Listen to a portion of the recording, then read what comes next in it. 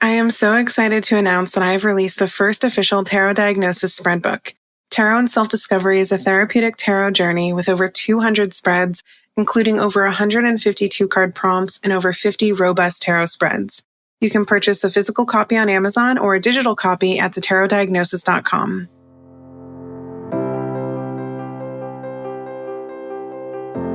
You are listening to The Tarot Diagnosis. I'm your host, Shannon. I'm a licensed psychotherapist, and I also happen to have a love for tarot. Each episode, I invite you to reflect with me as I work to demystify the tarot and the human experience, all while exploring tarot's connection to mental and emotional health.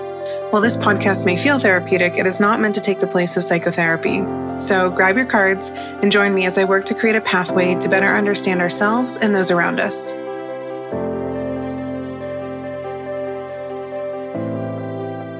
So today is a super exciting day at the Tarot Diagnosis because I'm joined by Brigit Esselmont, who is the founder of Biddy Tarot, which is probably, arguably, the most recognized tarot platform in the world.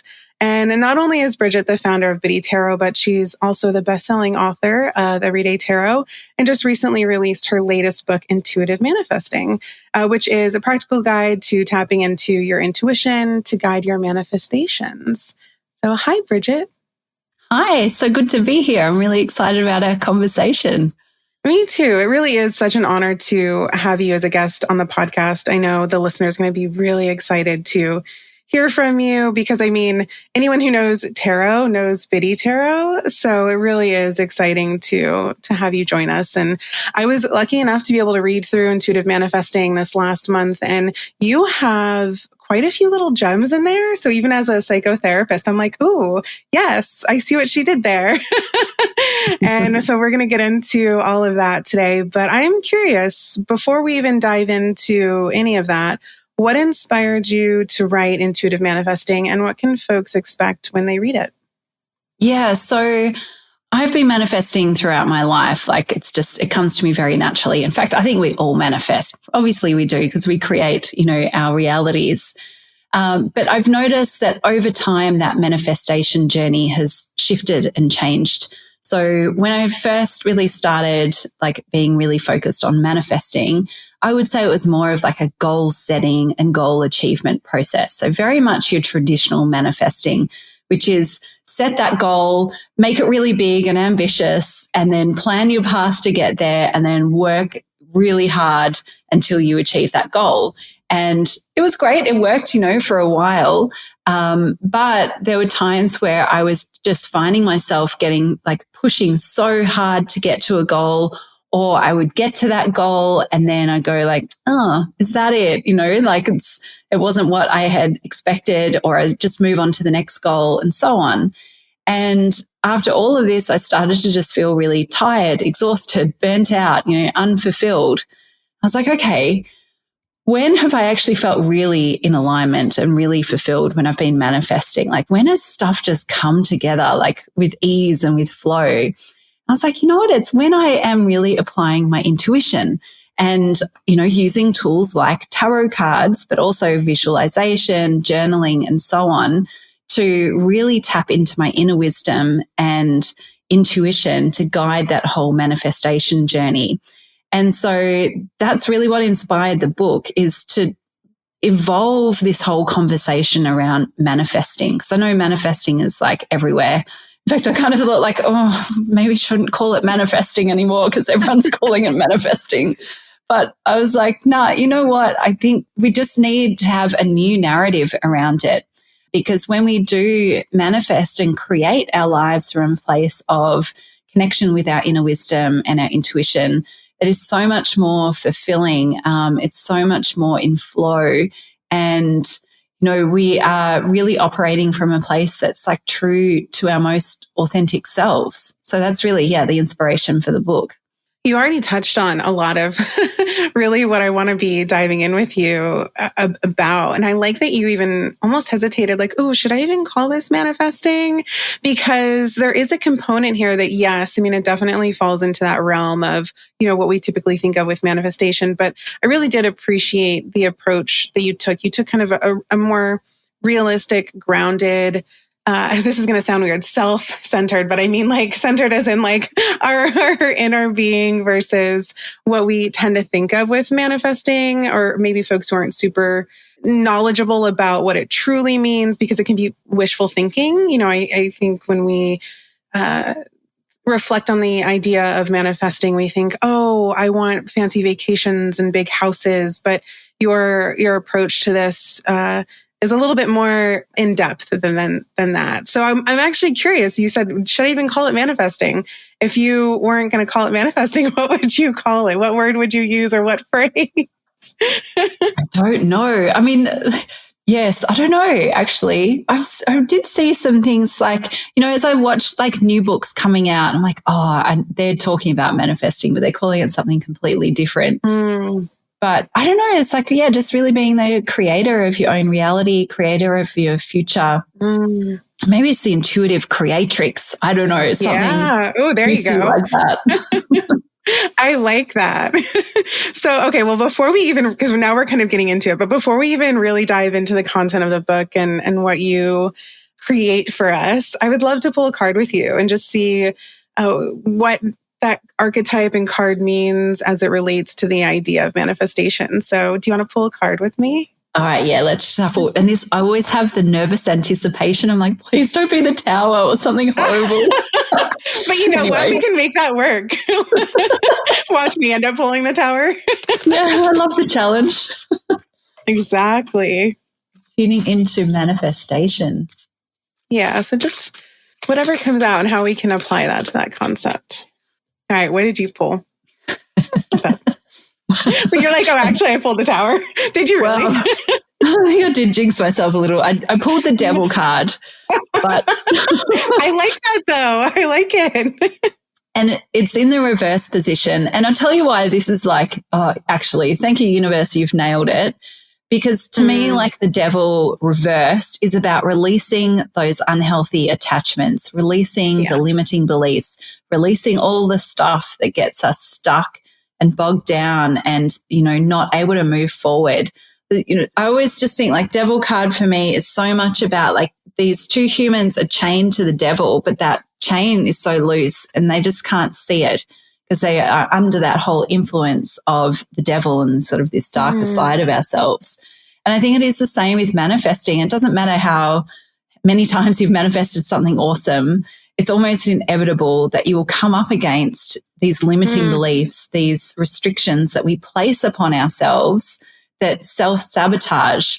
And it's really what you do after that that makes the most difference, and how you navigate like, oh, there's that, you know, self-doubt again, you know, like it's either going to stop you in your tracks or it's going to motivate you and go, all right, what's that self-doubt coming from? How can I reframe that? How do I move through this and get to the other side so I can keep going with my journey? What card did you get? I mean, so first of all, so now I'm thinking, so I pulled the Page of Pentacles. So this is just, you know, traditional Rider-Waite-Smith imagery.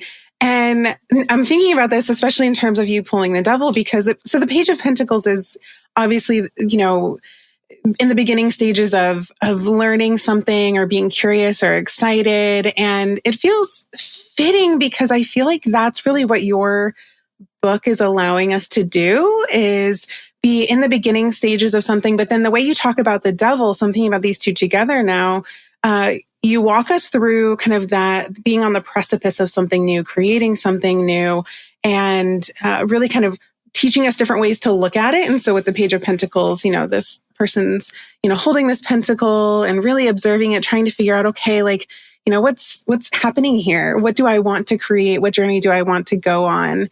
And then you talking about the devil gets us into the meat of what you've created in your book, which is, hey, yeah, when you have approached these limiting beliefs or when you have hit these obstacles, or in fact, you touched on the fact that manifesting isn't linear, you know, you're going to go back. You might start at the Page of Pentacles and then get to the Queen or King of Pentacles, but then find that you're back at the Page of Pentacles again. And that's totally okay. So I'm actually really excited to see these two cards together because it does really feel kind of representative of the journey that folks will go on when they read your book and follow your tips and guidelines. And, just to add to that, I think something that I've been very mindful about in this book and just my entire approach to like teaching tarot and so on, it's a very esoteric topic, obviously, but I like to be able to bring it into something that's real, tangible, practical. And again, the intention of the book is to give like practical tools that you can easily like use, whether you're a tarot reader or you're not, you're just like regular anybody.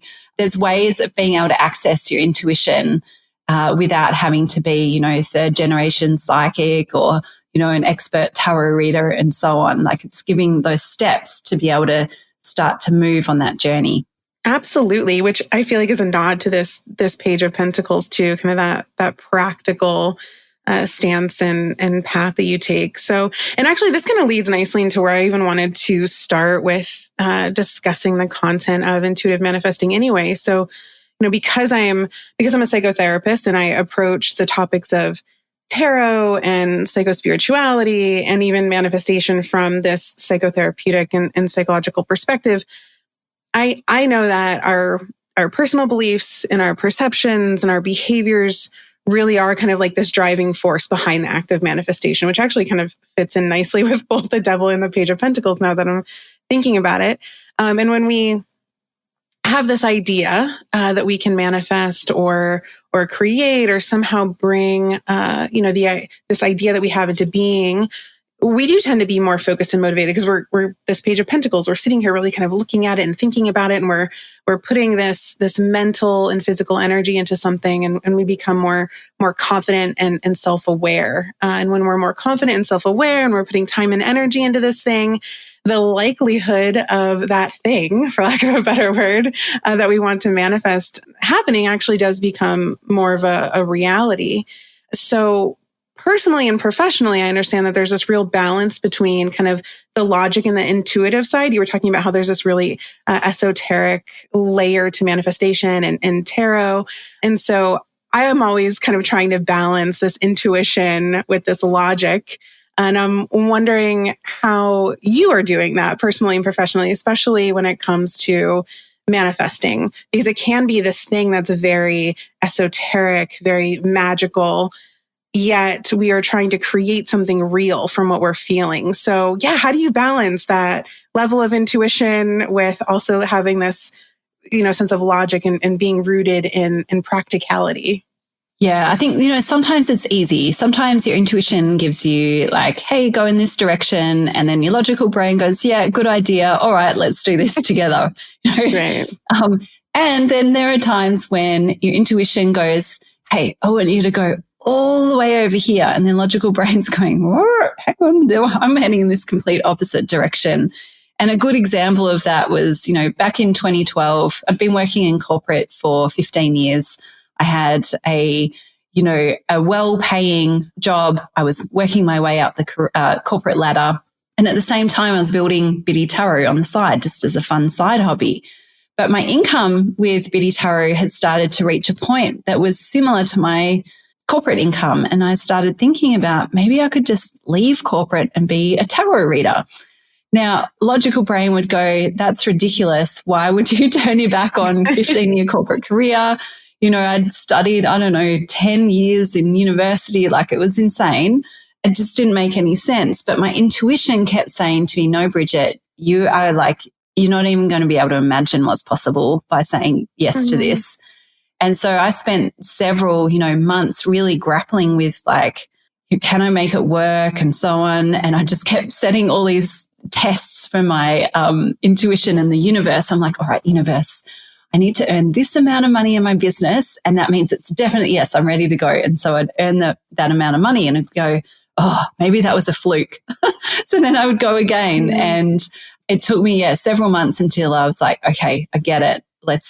We're quitting. We're going to go and be a tarot reader. And as a result of just really trusting my intuition, that allowed me to create, all of the success and the momentum and the impact really that we're experiencing now through Biddy Tarot, 12 years later. And so I think, this balance between intuition and logic when it comes to manifesting is interesting because sometimes they will work together, but sometimes they pull in opposite directions. And it can be hard to navigate which one is true. And I always think like logic is often, I think logic definitely plays a role, but sometimes it can come from a place of fear, whereas intuition is coming from a place of love. And so if you feel into where you're being pulled, like feel into is what's the underlying feeling here? Is it fear or is it love? And I also think about like, does this feel like really expansive when I think into a particular goal that I might have or a direction I could take? Does that feel expansive and, like high potential? Or do I start to go like, and things are closing in, it's getting hard, and clunky and so on. And I think these are some good checks and balances to put in place when you're considering like which direction to go.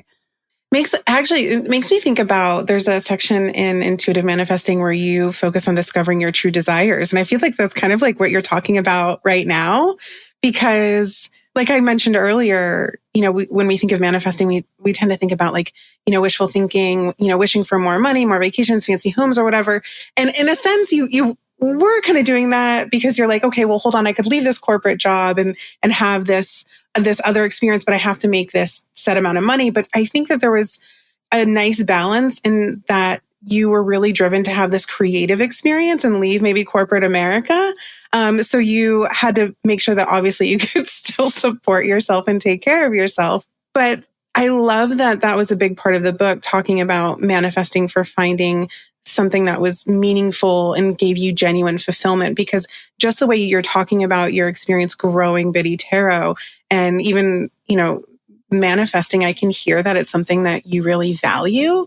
And having the conversation about what we value is something that a lot of us forget, because we think about, okay, well, what do I really want? And what we really want versus what we really value is very different. So I just wanted to mention, I appreciate that your focus on manifesting can be maybe a step away from wishful thinking and more rooted in what is my true desire. And so I'm curious, in terms of like when you're working with folks on this, how do you help them define or even discover their true desire versus just what's wishful thinking? Yes. And, I think like particularly in this day and age, we all have access to things like social media where you get to see like, a friend or an influencer who's just landed in the Maldives at their beautiful overwater villa, and you're like, oh, that looks amazing. Maybe I want to have that. Or, like someone announces that they've just had their, like, I don't know, $10,000 day or something in their business, whatever, right? Whatever it is. And what happens is we see these like big goal achievements and we think, oh, maybe I want that. Like, look at all that ritz and glamour around achieving that. And we go, oh, maybe that's the goal that I want. But then what also happens is we go, oh, I don't have that. And we go into a place of feeling lack and, the energy of not having versus the energy of having or potentially being able to create, right? So I think there's there's almost like, it's actually very similar to the devil card, really, because we're attaching ourselves to goals that may not actually be in our energetic bubble, that may not be meant for us, right? But on the flip side, what I encourage people to do is to almost like cancel out what everyone else is doing and what's expected of you and what people think you should be aiming for. Like people they were questioning me in 2012 going, why on earth would you leave a 6-figure job? Like, that's insane. I'm like, I don't know. I'm just trusting my intuition. But like that was the reality. Yeah. And so instead it's about really going back into ourselves and going, what is it that I truly desire? So another example of this was actually just a few years ago when, Biddy Tarot was in a really great growth phase. And I thought, fantastic, let's double this business. Let's double our impact. Let's expand, grow our team, like all of these things. Because I thought that was the thing that you do. I thought that was like, that's a goal that you should have as a successful business owner, is to always expand the business. Right. And so I pursued that goal quite aggressively. And I realized like about 6 months later that I was just so burnt out and I was exhausted. And I had grown my team to 30 people. I'm like, oh, this is horrible. I can't, this is not now good. And then I was in corporate America. Yes. And so I got to a point where I'm like, this is not it. I don't want this. So even though it was kind of the expected goal to have, I was like, this is not what I actually want. And so that helped me to reconfigure my goals. And I still had a financial goal. I was still then just focused on, you know what, I actually want this amount of profit in my business. That's what I want. And I know why I want it is because that's going to help me get to my family wealth goals so that, you know, I know when I have full financial freedom from everything, and that will give me more, you know, just more balance and so on. And I also wanted more of a lifestyle. I didn't want to be working, you know, 40 plus hours a week in my business. I wanted to be focused on doing the things I loved, which was talking with our students, teaching classes, creating content, being the visionary of the business. And so, yeah, I shifted what I really desired in that picture. And so yes, it did stay as a money goal, but it was recalibrated. But also it was backed up by, this is what I want my life to look like and feel like. I want to have freedom. I want to experience life balance. And so this is what I encourage people to do, is to just go, okay, like, let's just pretend you're thinking, oh, I really do want a fancy house.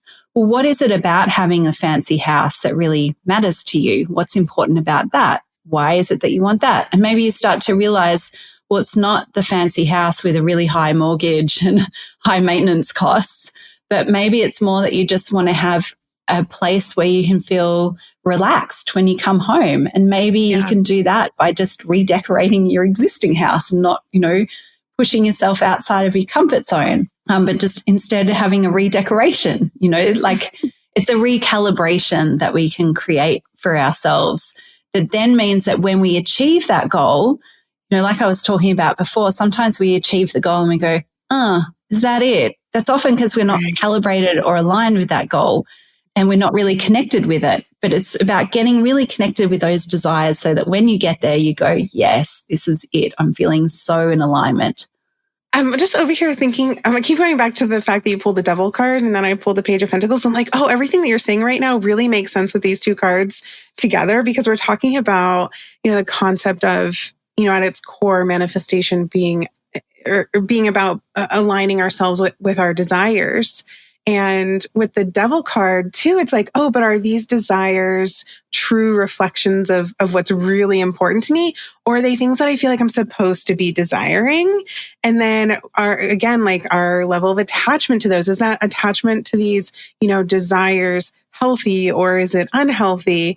So you bring up some really important points. And actually what you're talking about too makes me think about, again, how, you know, typically when we think about manifestation, it is super attached to, you know, metaphysical stuff, the esoteric, but really the conversation that we're having is rooted in the kind of psychological component here.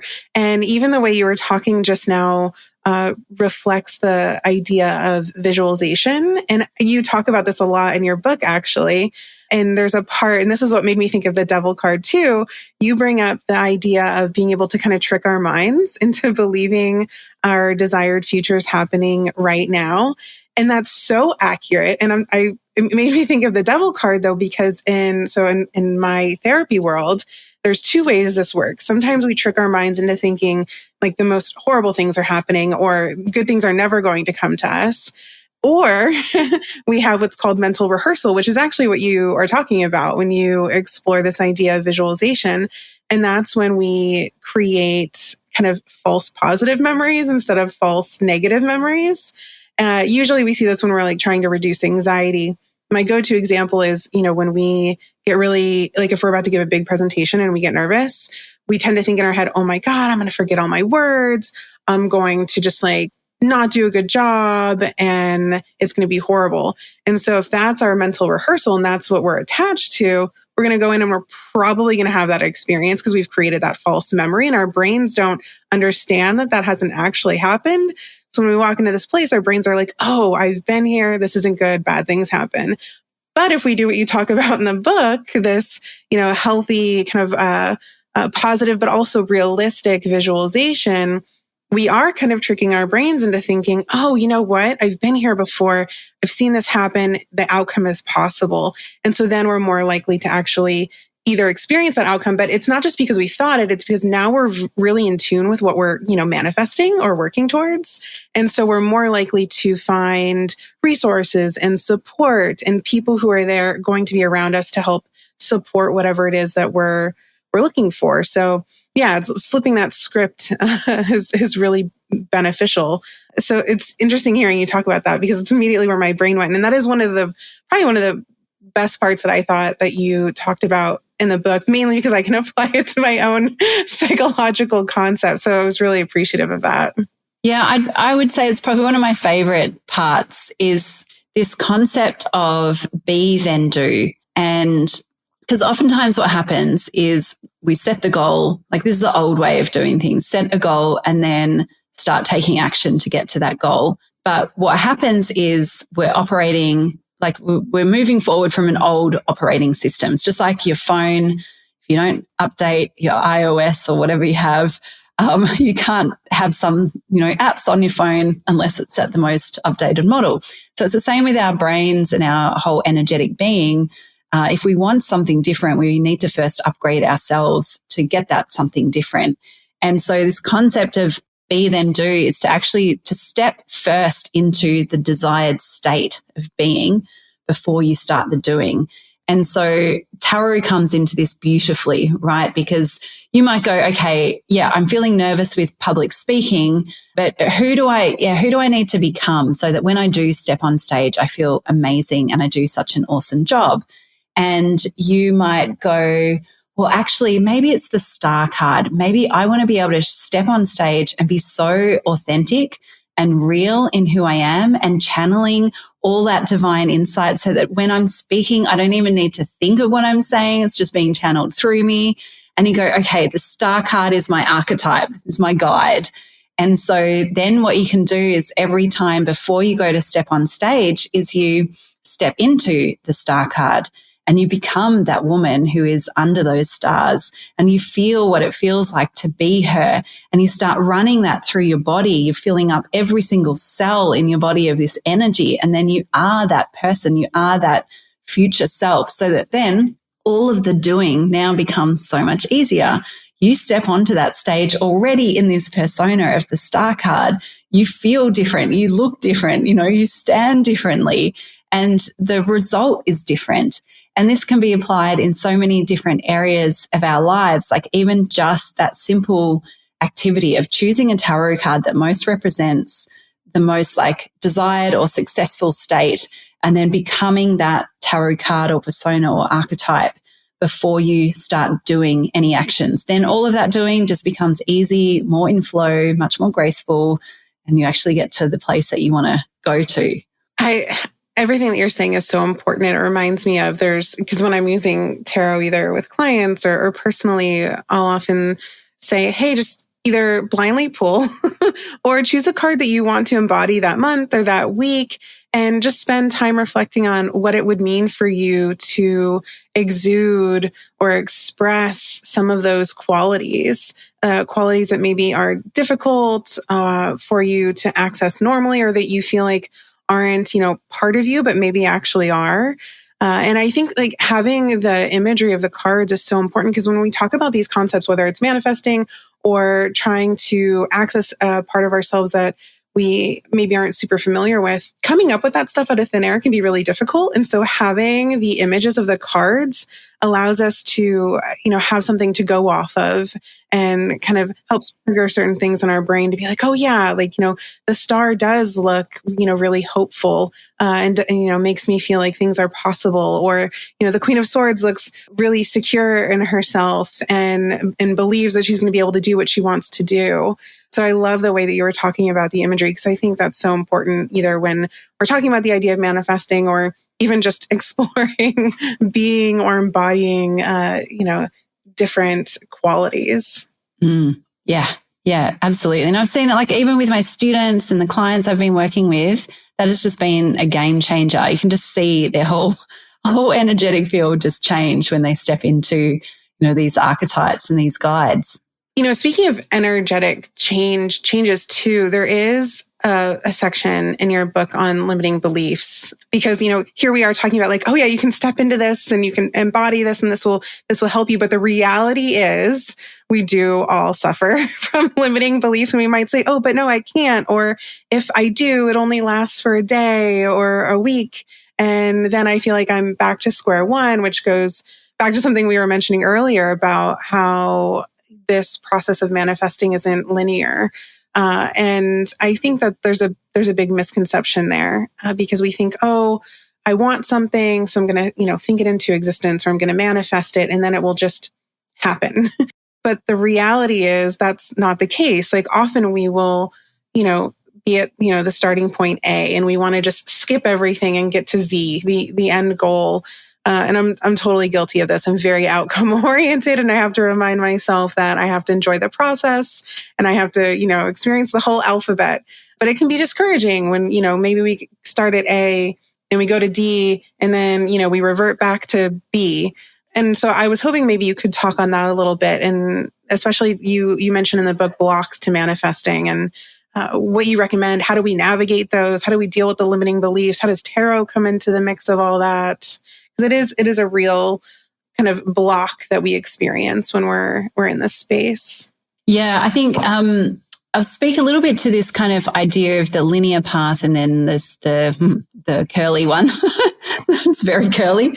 And also a little bit around the beliefs piece, because I used to be very linear. I would go, all right, yeah, if I go from point A to point B, here are the steps I need to take. And I'll just keep doing those steps. I'm very methodical, very conscientious. I'm a Taurus. So I just plot in and I get that stuff done.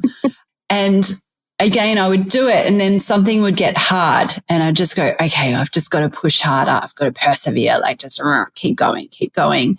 But things would get even harder and harder.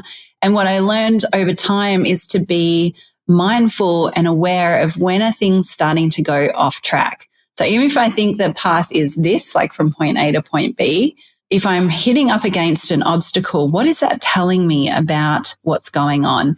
Is it showing me that I'm actually slightly off track and maybe I should go a different way around? Is it showing me that I need to just try harder? What's the kind of the intuitive information that's flowing? And that's, being able to have access to something like tarot is awesome, because those are those times when you go, all right, tarot, what the hell is going on? Like, why is this getting so hard? And you can pull some cards. And I think, what's interesting about even through that inquiry is then you can start to access some of these maybe limiting beliefs that are blocking you. So let's say if you do, maybe you want that really amazing beachfront home, and you're out there, you're trying to access, like find all of these homes, and you're going and nothing's ever really like matching up. And then you go, all right, tarot, what's the blockage? Okay. And I'm just pulling a card to play, and we've got Page of Swords reversed. Ooh. And I would go, classic. Like I am kind of heading in the wrong direction. Maybe I am like I'm not accessing the right information, or maybe I'm on the wrong website, or maybe I'm just going about my communication with the real estate agents in the wrong way. Something's off here. And then you can go, all right, tarot, so what do you reckon I should do? Like, how do we make this better? Interesting. Wheel of Fortune reversed. Well, maybe just the timing's not right. Like, maybe it's just a down cycle, and actually just wait and pause. So I think tarot is just a great like partner in this whole process to help you go a little bit deeper of like what's really going on. But even you might go, okay, if I got a limiting belief to clear around here, is there something that I'm telling myself that is preventing me from finding the home that I really desire? Interesting. And we get the 5 of Cups. Again, all hypothetical here, but 5 of Cups might be like, oh, well, you're so focused. Like all you can do is focus on the homes that you're not finding, and like, oh, isn't it terrible? I can't find the home I want. And there might be homes waiting for you, like right behind you, these upstanding cups that you're not seeing. So maybe the limiting belief is, I can't find a home that's right for me. And by having that limiting belief, you're blocking out all of the opportunities that are available to you. So again, what I love about tarot is it takes all of this, and you'll know this as a psychotherapist, it takes it all out of that subconscious mind, lifts it up into the conscious awareness, And from that place is where we can take the action and we can go, oh, well, isn't that interesting that I am maybe blocking myself and telling myself there's nothing around when actually there is. So how can I now start to reframe that and shift it into a different direction? I'm loving the cards that are coming out today, because you pulling that reverse Page of Swords is actually really fascinating, because we know the swords are typically the cognition suit, and to have it the page and reverse definitely I feel like speaks to, yeah, well, what am I thinking that doesn't serve me? Or, it actually reminds me of you. There's a line in your book, which I really liked, where you said, we need to be, and then I'm not quoting, I'm paraphrasing, dropping from the head to the heart. And I feel like that Page of Swords, even just the swords, is very kind of reminiscent of that, moving from this kind of headspace of either limiting beliefs or going down a path that maybe, okay, these thoughts aren't helpful or whatever, the wishful thinking, and dropping down into a place of, yeah, well, what is actually good for me?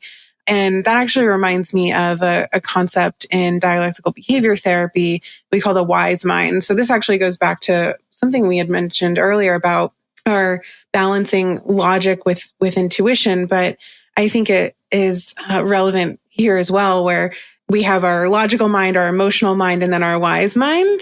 And the Page of Swords would be the logical mind. And then we have, our emotional mind, which would be that Five of Cups. And then the wise mind is the center. We have to figure out, okay, how can I exist in that center space that has an overlap and create room for both of these parts of me to exist, but where one isn't taking center stage. And I think that there's a lot of value in giving ourselves permission to explore both of these parts and sides, but then being curious about, where do we tend to spend the majority of our time? Are we more in this Five of Cups? Are we more in this Page of Swords? And if so, how can I figure out how to exist, kind of in that middle space? Because that's where I think the growth and the true manifestation happens, when we allow ourselves to be in that middle area, not just, stuck in one or the other. But I would love for you to speak more about the dropping the head to the heart too, because I really liked that part. Yes. Well, yeah, just sort of touching on what you were sharing too. Like, I used to be someone who go like, oh, negative thought. Oh, stay away. Like, quick change to positive thoughts. But I'm learning more and more that there's so much gold to actually sit in the place of despair or doubt or fear. Like, just to really give it some voice and let it be. And I love that, that kind of, the what was it, logical mind, emotional mind, and then the wise mind. Wise mind. Because it's allowing all parts to be present in that space and to integrate all of that. And then dropping from the head to the heart, I think we're so conditioned to think our way through. I mean, even just in what I just said, I think we are so conditioned. I notice it so much with myself. I usually start with I think rather than I feel. And, we are so much up in that mental processing space. But what would it look like and feel like if you did drop down into your heart? So even as you say, like if you're considering a new home or whatever, and do I maybe I found somewhere now, do I go with it or I don't? Have the experience of what does it feel like to think it through, to use the head, versus what does it feel like to feel it? And there can be quite a difference there. And I think that's too where the intuition starts to play with it as well. I feel like our intuition is more stored in our heart space and also our belly, our gut feel, obviously. Because again, I think we're just conditioned to kind of shut that down or belittle it, not give it as much weight or value. But in fact, I think we're missing out on a huge opportunity if we're not accessing that part of ourselves. Absolutely. Yeah. I mean, you're speaking to how important it is to, hold space and be curious about all aspects of our being, which I think honestly, your take on manifestation really encourages us to do, because it's saying, hey, we need to get curious about, all these aspects of our life, where we want to be, what we want to be different, the parts of us that exist in these spaces, the feelings that we have. So yeah, there's a lot of good stuff there. And I'm curious, even just aside from Biddy Tarot, the creation and the growth of it. What role has tarot and manifestation played in your life personally and professionally? Like, what has that been like for you? Yeah, I used to sort of think that they were two separate things. I'm doing tarot over here, or I'm doing manifesting over here. But these last few years, as I've been developing the intuitive manifesting material and concepts and thoughts, I realize why I'm doing that is because it is actually how I work with tarot and how I teach tarot, in the sense that I do not see tarot as a fortune telling tool, as a way to predict the future. I see it as a manifesting tool.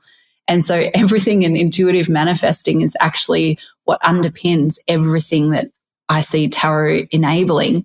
So for me, it is a very integrated, aspect that day to day, even just running the business, we pull tarot cards all of the time. We're like, even if we're trying to choose who should do our website, development or whatever, okay, pull some cards. Or we run into some issues, with something else. Okay, what is going on here? And we'll start pulling cards. Even in our strategic planning, where we're thinking, okay, what are we going to create next? And so on. We're pulling cards just to really deepen. It's just a way of life for me. And it's just another tool that just helps me to continually kind of de-layer everything. I think the more we just remove these layers and just get to the core of who we really are, what is our inner truth? What do we know to be true? What is our inner wisdom? That is actually where we can live our best lives. I know, awfully cliche, but I really believe that tarot is such a helpful tool just to get back into who we really are, and then to reclaim our power over our lives and where we take our lives, which is so interestingly the complete opposite of how tarot is portrayed in the media.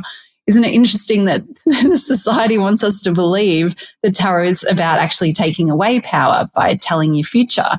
But really, the real power of tarot is when we reclaim power and we go, actually, I need to listen to my inner truth and my inner wisdom.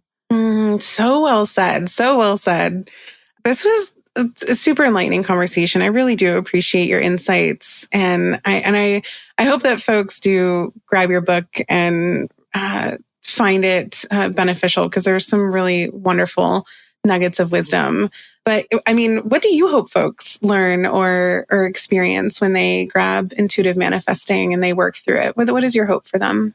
Yeah, I think the way intuitive manifesting is presented in the book, it is a 4-step process. It's a series of tools and techniques that you can use to start manifesting from a much deeper and more authentic place.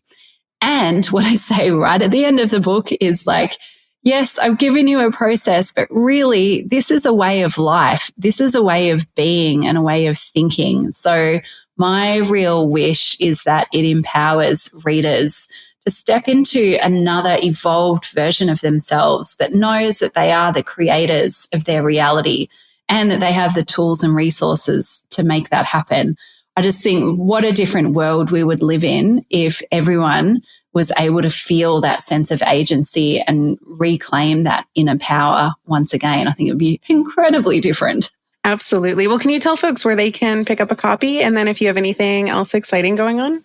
Yeah, awesome. So we actually have created a whole bunch of really fun bonuses so that when you order the book through our website, you'll get, we've got classes and meditations and all this good stuff. And I know this is going to sound weird, but it's over at biddytarot.com/pre-order. But don't worry, it's already on the bookshelves. That way you can get access to these cool bonuses. But otherwise, you'll also find it, at any good bookstore as well. Awesome. Well, thank you so much for spending time with us. I really appreciate it. Oh, it's been my pleasure. A really great conversation. I appreciate it.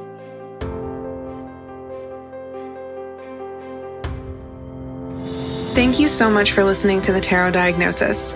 For more tarot and mental health content, follow The Tarot Diagnosis on Instagram. You can also subscribe to the podcast so you never miss an episode, and sign up to receive the Tarot Diagnosis emails, where you'll have access to exclusive spreads and exciting announcements. To join an incredible community of tarot and psychology enthusiasts, join the Tarot Diagnosis membership community, The Symposium, by visiting thetarotdiagnosis.com.